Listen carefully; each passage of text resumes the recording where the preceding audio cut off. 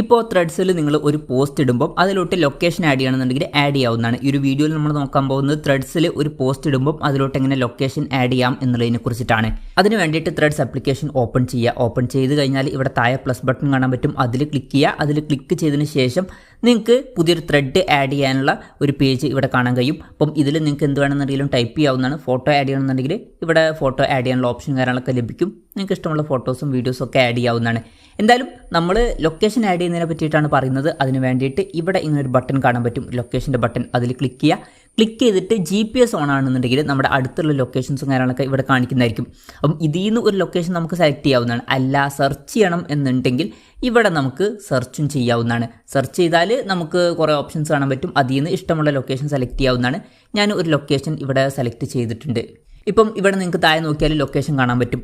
അതിനുശേഷം ഇവിടെ താഴെ anyone can reply and quote എന്നുള്ള ഒരു ഓപ്ഷൻ കാണാൻ പറ്റും. സംഭവം എന്താ വെച്ചാൽ ഈ ഒരു പോസ്റ്റിന് ആർക്കൊക്കെ റിപ്ലൈയും കോട്ടും ചെയ്യാം എന്നുള്ളതാണ്.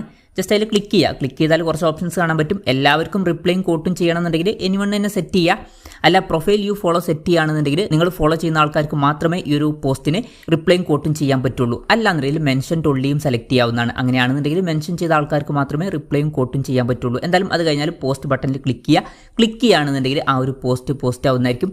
അപ്പം ഇങ്ങനെ നമുക്ക് വളരെ സിമ്പിളായിട്ട് ത്രെഡ്സിൽ ഒരു പോസ്റ്റ് ഇടുമ്പോൾ ലൊക്കേഷനും കൂടി ആഡ് ചെയ്യാവുന്നതാണ്. ഈ ഒരു വീഡിയോ നിങ്ങൾക്ക് യൂസ്ഫുൾ ആയി എന്ന് വിചാരിക്കുന്നു. എന്തായാലും ഈ ഒരു വീഡിയോ പറ്റിയിട്ടുള്ള നിങ്ങളുടെ ജെന്യുവൻ ആയിട്ടുള്ള അഭിപ്രായം ജസ്റ്റ് ഒന്ന് കമൻറ്റ് ചെയ്യുക. അതുപോലെ തന്നെ ഇതുപോലുള്ള വീഡിയോസ് ഇനിയും കാണാൻ താല്പര്യമുണ്ടെന്നുണ്ടെങ്കിൽ ഈ ചാനൽ സബ്സ്ക്രൈബ് ചെയ്യാവുന്നതാണ്.